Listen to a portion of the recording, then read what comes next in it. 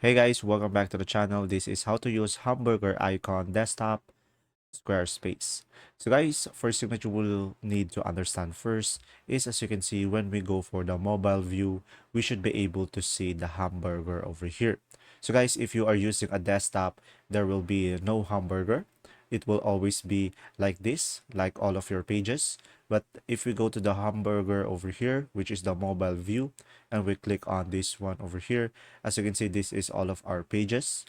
And you should be able to see these pages over here as well on the left side of the screen.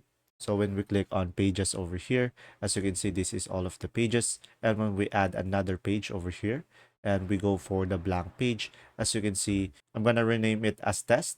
And as you can see, when we go to the hamburger over here, you should be able to add it automatically, and this will be the page.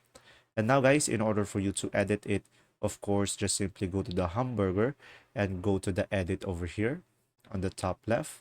And now from here, you can go for edit site header, and you can go for edit design.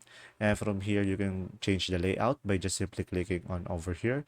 And you will have here multiple layout that you can choose from. It's either left side or the right side. So pretty much it will be depending on your combination. And you can adjust the drop shadow, the border, or if it's a fixed position.